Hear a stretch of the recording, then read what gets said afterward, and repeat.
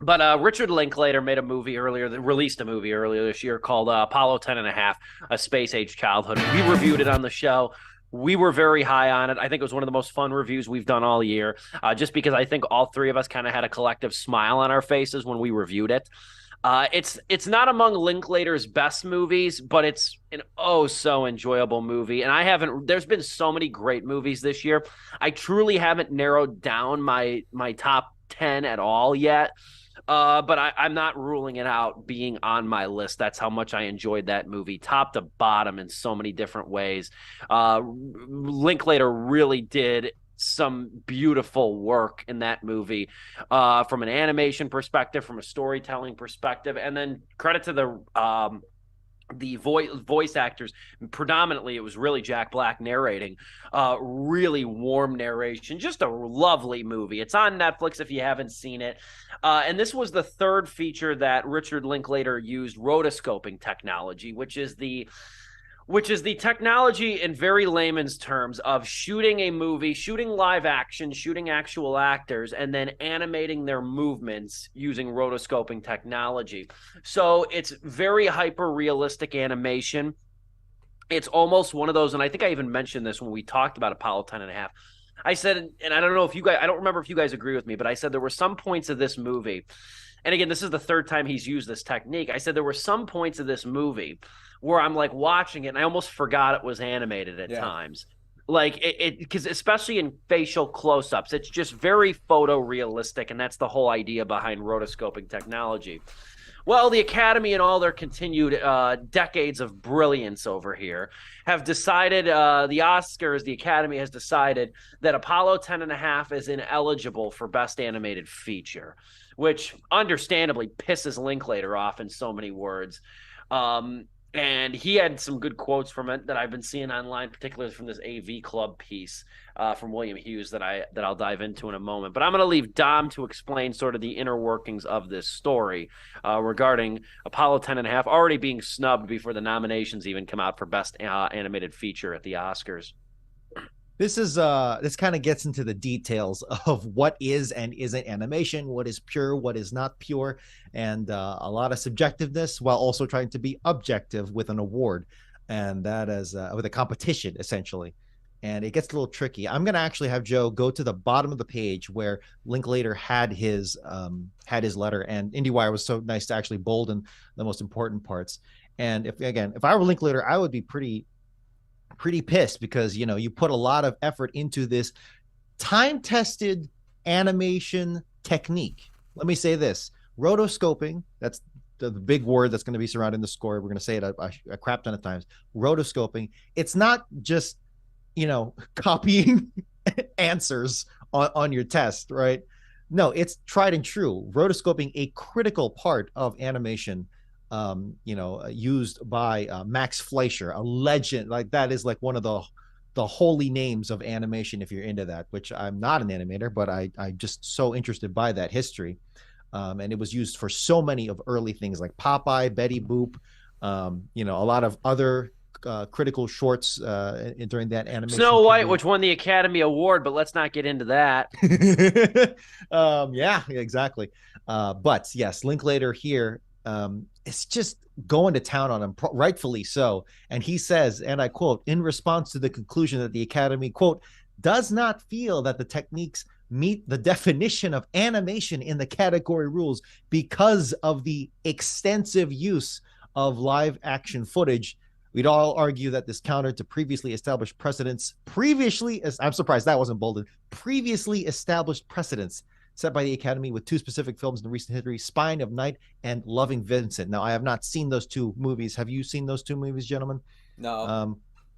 I want to say Loving Vincent sounds familiar, but I don't believe I've seen it now. Yeah, and I'm sure when he said previously established precedent, that's what those are the movies he's referring to. But again, going back to those previous things that I mentioned, it's more of a quantifiable thing. Can you quantify it? But going down here to the second bolded paragraph, although not mentioned in the category rules, caricature, exaggeration, and creative design were used as arguments against consideration. Quote, the character performances in this film not appearing to be caricatured, exaggerated, or creatively designed in a significant way that differs from the original footage. So here is the Academy imposing their reasoning, which are effectively rules in that case, while bringing up the salient point that these were never the rules to begin with, right? So when he says caricature, exaggeration, those are very important animation words that go to show that make, it's the difference between what makes something photorealism and what makes something more animated. And it's a very subtle thing. Talking about animation is like dancing about architecture. How the hell do you even do that, right? But I might steal that line. That was a good one. It's a stolen phrase. That's not me, but I think it was like writing about music is dancing about architecture. But anyway, when your face stretches, when a character gets all funny and things, when Bugs Bunny hits Elmer Fudd with a frying pan or something. Take any Tom and Jerry cartoon. They stretch, they exaggerate. A human face doesn't really do that. It doesn't. His neck doesn't go 50 feet across the room and then slaps back. No, it's exaggerated.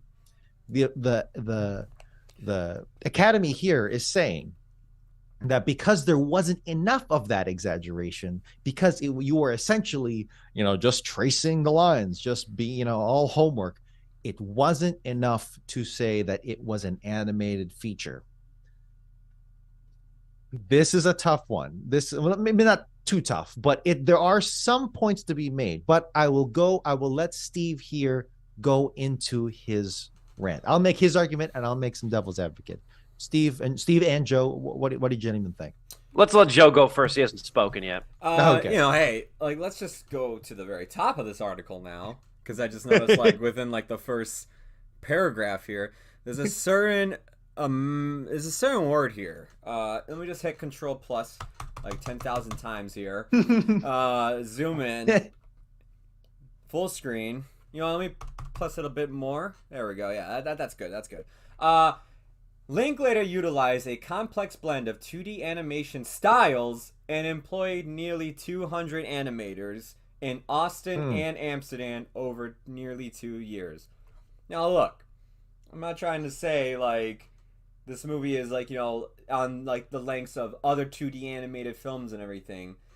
But at the end of the day, if you had to hire 200 animators for a film, there's a pretty good chance it should be considered for an animated Best Picture. But this also goes into... That was one of my points. Joe just stole. I'm glad he said it. There's that whole thing. If you had to hire that many people, go to freaking Amsterdam. We were just there with Christian Bale and everybody. We were just hanging out with them. If you had to go and do that, then there's a good case that this film should be qualified for that. But there's also this, and this is something we talked about every time we talk about the Oscars and we have our recap show. At what point do we think that Best Picture and Best Animated Feature should just not be part of the same category at some point? Because look, man, it's no... Do we really gotta put a Pixar movie against Despicable Me 3 or Minions 2 this year? Do we really have to do that? Do we really have to be oh man, and the Academy Award goes to... I can't believe it. This is totally shocking. Lightyear. It's just yeah, no shit. And even it wasn't that good, but come on. This is complete. Oh, I should have said Turning Red, because that's actually a really good movie. But at what point is it dude, just take the movies that are actually animated films from Pixar, from studios like this on Netflix that do this kind of style, and just lump them in with Best Picture at this point.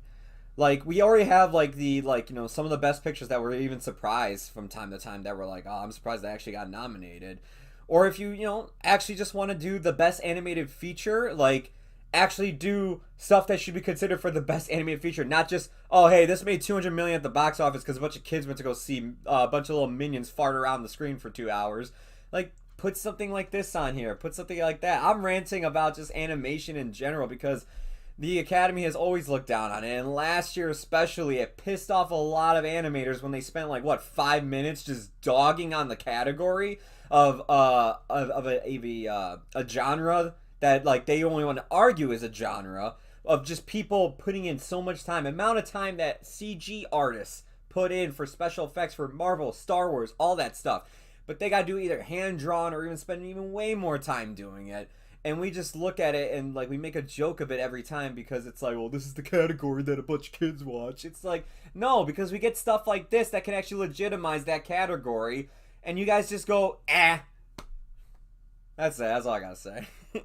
Beauty and the Beast got closest. Yeah, being nominated to Best Picture. It was nominated for Best Picture, and the Academy said we are never letting that happen again. Joe, with your behind the scenes work, before we pass to Steve, Joe, can you just find a couple of stills of Apollo 10.5? Meanwhile, yeah, absolutely, yeah. Appreciate it, man. Now, Joe took a lot of my firepower here, which is good because I'm glad somebody else. I'm good. No, not at all, because I'm glad somebody else sees this the way that I do. I look at Richard Linklater's quote, which is also used in the AV Club. I'll summarize it a little bit. He says, "It is accomplished by the hard work of animators drawing character motion and performances frame by frame, not a side effect of some hidden software or automatic process. We entirely reject the outdated and discriminatory notion that in an industry dominated by the technical advancements in big-budget CGI 3D films, some traditional animation techniques are less pure or authentic even after they meet the technical requirements for consideration." That's a mic drop, man. English major wrote that statement. No, but it's true, though, and that's what really, like, pisses me off about this whole thing, too, is that there are already now have been justifiable examples where the Academy did not discriminate against rotoscope animation in the past. Snow White used it for the dance sequences. That's a big one, too. If you want to talk about legitimizing the whole format of animation, you can make the argument that rotoscope was the one that helped do that to begin with. And Linklater has long been one of the only, I would say, mainstream filmmakers, if you want to even call Linklater mainstream, which I think there's an argument you could. Linklater has been one of the only I mean, first off, I'll say this. I've said this numerous times. Richard Linklater is one of the most diverse and versatile American directors, period. Okay, no, there's not many people who do as much experimental work as he does, and there's even fewer who succeed at most everything he does.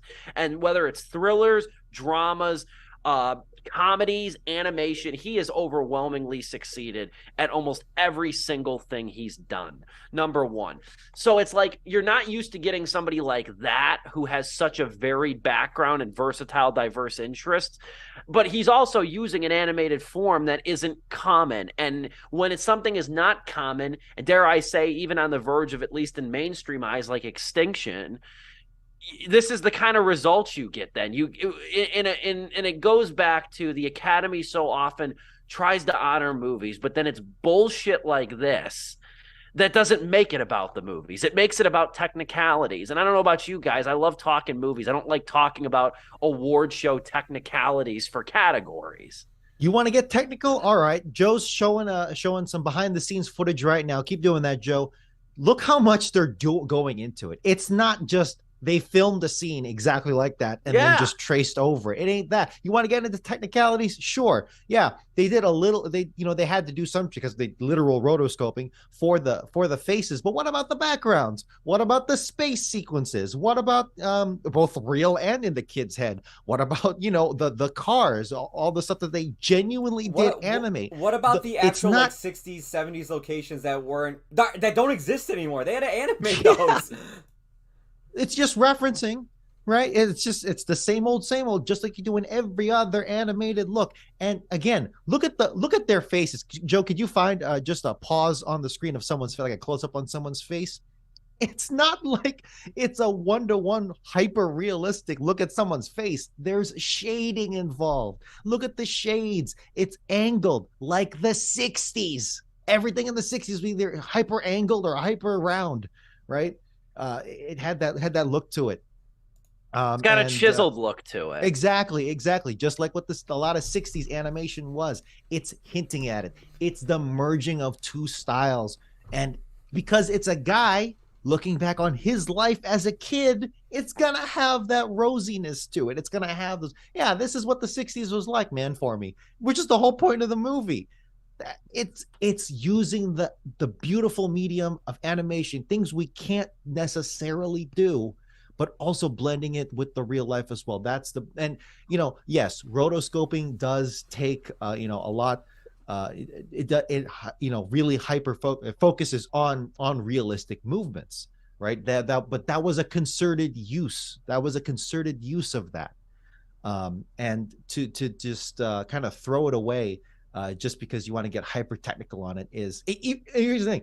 Even on those technical grounds, I still dispute it, just straight up.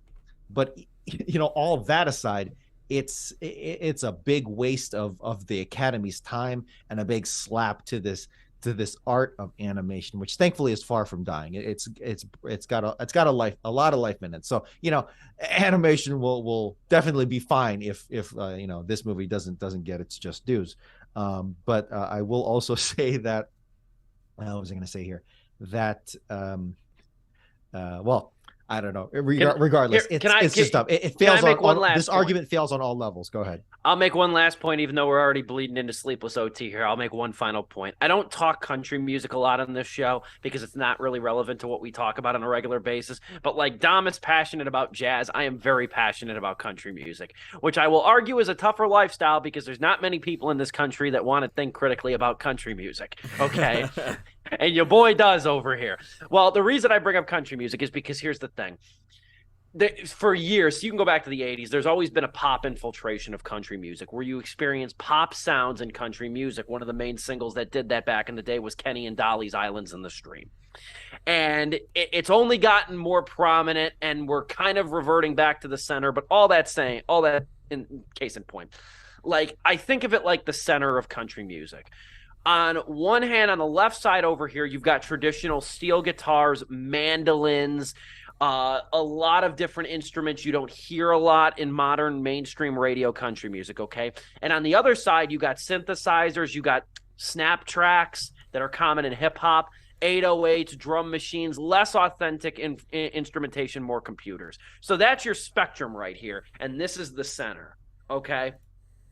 Well, the more that you lean towards the right of this, which is towards the more manufactured and computerized music, well, that center is going to inevitably get shifted and move over here. Further out of the picture are mandolins, steel guitars, and classic instruments like that, fiddles even too.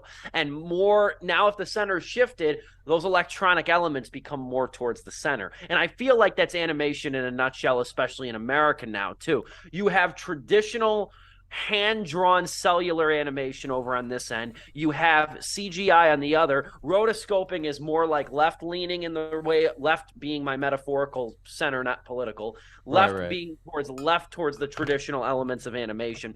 The more you shift the spectrum to the right, you just exclude all these other formats of animation too, and it becomes the dominant thing. Now, technological advancement's always going to take precedent, but rotoscope is already not a very common animation practice, mainly because it's fucking arduous from all the intents and purposes, especially what Joe just showed. I mean, all animations are arduous, but like rotoscoping is a whole other level. You almost got to make two separate movies in order to make rotoscoping work. And I just am aggressively disappointed yet again. I probably should not put as much faith in the Oscars as I do, and that percentage has already dwindled in years. But like, I just get so frustrated at the fact that like the Academy that's supposed to be bent, hell-bent and predicated on honoring films does more to like tear them down based on technical requirements than it does lift up, especially for stuff like this too, which I just think is totally asinine. And it's like, the filmmakers we have today broke so many rules set back then that we all praise and go, oh, they're an auteur now and everything. And it's just like, there's so many times like a filmmaker doesn't meet the qualifications of like the Oscar standards, but it's like, should they have to? Film is changing, technology is changing over time. Look how long it took for streaming movies to be considered for this shit. Because like, honestly, we got films like Roma and The Irishman that they were like, okay, I guess we'll finally do it. It's like, well, you should have done it way back when we had Linklater and like what's his name, director of Fight Club, oh my God, Fincher. Like, they were making stuff for streaming long ago, and they still didn't consider that stuff. It was ridiculous. You know what's funny? This is apropos of nothing, but the Academy could have just avoided this by just not nominating it. To like, it's like, it's true. They all these movies. all the, Apollo 10 and a half was great animation, but all these movies were, the bad guys. If they didn't come out and say this, you're absolutely right, Dom. If they didn't come out and say this, the three of us nerds would have to figure out something else to talk about. Number one. Number two, you know what they would do? You know what it would have ended? Me and about 1 million other people on Twitter tweeting during Best Animated Film. Linklater Rob, go watch Apollo 10 and a half on Netflix. And that would be it. That would be it. The fact we're still gonna tweet that. Like, it's not gonna change a damn thing. Oh, we're still gonna tweet that, but now I'm about to be pissed.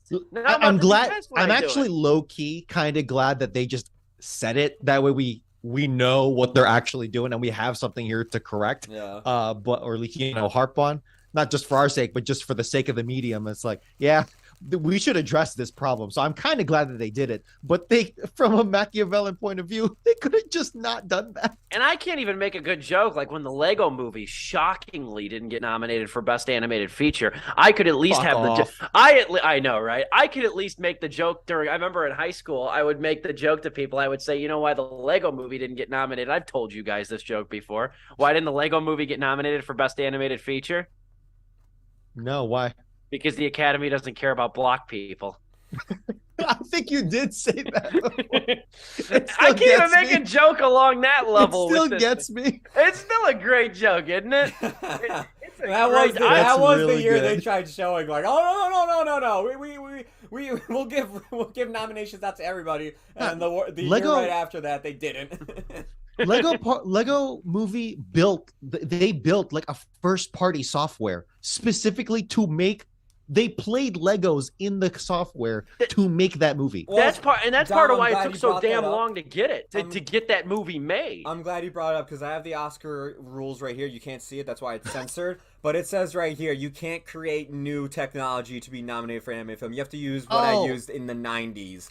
Okay? You got to use a pencil. Yeah. No, not even a pencil. I mean, we're allowing CG now. If you haven't noticed, Pixar's been winning a few times. So, it's just... at this point, there's another stylistically subversive animated film that came out this year. At this point now, because Apollo 10 and a half was going to be the one that I wanted to see win. Now I'll go to my runner-up. I hope the Bad Guys takes home Best Animated Feature. Same. Oh, honestly, dude. I would have taken Bad Guys over Apollo 10 anyway, but just because I just like that movie. I wouldn't have gone that far, but I would not sneer. Now I'm hoping the Bad Guys wins.